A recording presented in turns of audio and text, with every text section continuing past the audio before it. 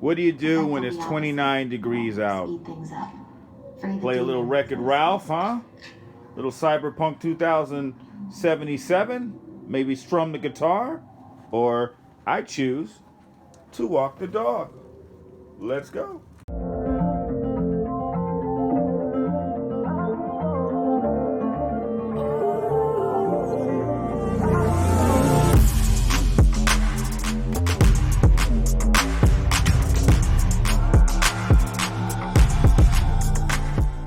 Boy horn.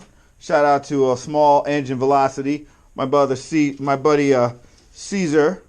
Haven't installed it yet. It's too cold. Sorry about the mess. It's Santa's workshop right now. He's wind. Woo! My X22. X18, sorry. I cover it.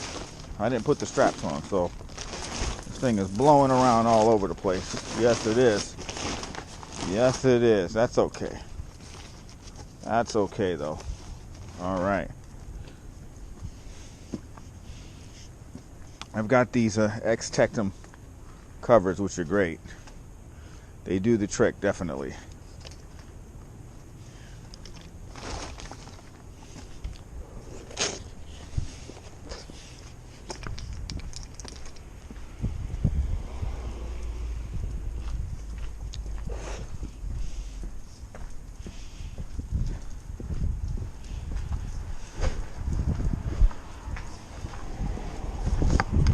It is freezing out here, but it's beautiful. So we got to go out and do it. Walking the dog.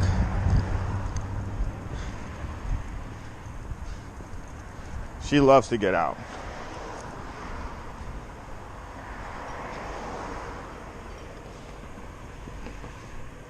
Right now it's such a lovely day. So brisk. I moved from a relatively noisy urban city to a smaller city, town, basically you could call it.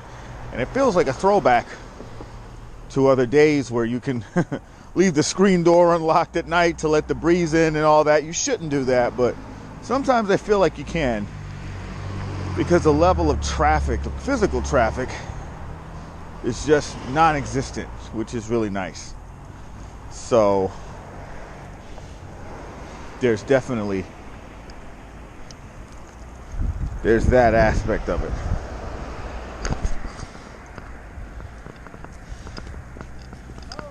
Hello! Yes, it is. She's got a little coat on. A Boston Terrier. Boston Terrier. Her name's Iggy. Oh, thank you. You too. Yeah, everyone around here is really friendly. This is a Congregational Church here. There's we've got the green over here, which is really nice. The gazebo, the Veterans Memorial here, little elementary school. And Tuesday nights they have live music out here, which is great. So you can take your little fold-out chair and grab a couple of beers if that's your thing, or beverage or whatever, and just sit out and, hang loose and enjoy yourself. So I like it. And they have fairs and food trucks and parades and stuff. It's a nice little town. You can always have something to do. A little deli, slice of pizza, whatever it is. I fell in love with this town, and sort of has that quaint, everyone around here seems to know one another. They went to high school with each other. They went to, grade school, elementary. And it's nice to be a new person who really, who doesn't know anyone. Because, it gives me a clean slate. I'm just a guy who's around town, who's riding around on this noisy bike. Hold on. Now, listen, guys. I know you don't want to see this, but I got to pick up my dog's action. She'll let me. I have a problem with people that don't pick up after their pets. You know why? is I end up walking and stepping in it. And also too is, if you have a dog, you know this for a fact, you get blamed anytime they see poop on the ground. Automatically that's you, right? So yeah, I was really looking forward to do a ride today, but even with the heated gloves and everything, there's so much little bits of ice on the ground that I really just don't want to risk it. And Christmas, they do all the lights up and do all that, if that's your thing. It's really nice. And pre-COVID, there was a lot of other stuff going on too. My dog is, she's doubling down. That's all right. Hold on. Okay, so back to the point. Yeah, they have there's a couple of bike shops around here, and the motorcycle dealers here aren't very aggressive like the car dealers. You know, and I think some of it is that people view motorcycles as toys, in the sense that you don't need them, but you want them. You know, we don't live in a country where you have to ride a bike to get to work. You can ride a moped or a scooter or something, or, you know, but you don't necessarily, you know, you can use public transportation, do whatever. You can use a car, you can get to work that way. You know, riding anything else is a luxury. It's entertaining, it's, you know, it's recreation. So I think that's the big difference. And I've heard people saying that commuting on a motorcycle, moped, scooter, whatever have you, is impractical, because if you're an ATGAT person who wears all this gear and stuff, you might be prone to think that when you get to work, you're going to smell. You're sitting in traffic. Let's say you're having a bad day, and now you're experiencing your bad day with a 360-degree view on the back of your noble steed. And I think that's the big difference, right? Is that riding the bike to work takes more coordination, sort of calculating. You're going to bring a backpack so you can maybe stop and grab dinner or get something at the store, so you don't have to get up out of the car later and do that. So I'm sure there's some of that. So prolonged exposure to riding just in traffic for the final week, that I think by the time you get home, you probably don't want to ride your motorcycle because you're tired. So I can attest to that somewhat, because I experienced it when I got into my mind that I just was going to ride the bike all week long. And I said, man, this is going to be fun. But it got old really fast. So definitely was one of those instances where, you know, I started to exchange comfort for style.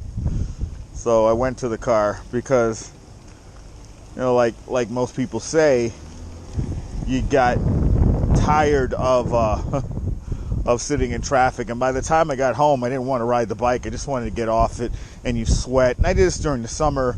It gets hot, you know, and you're smelling exhaust and fumes. And I've heard other people's philosophies, but I think you should ride. It should be right out of it should be something out of recreation and enjoyment.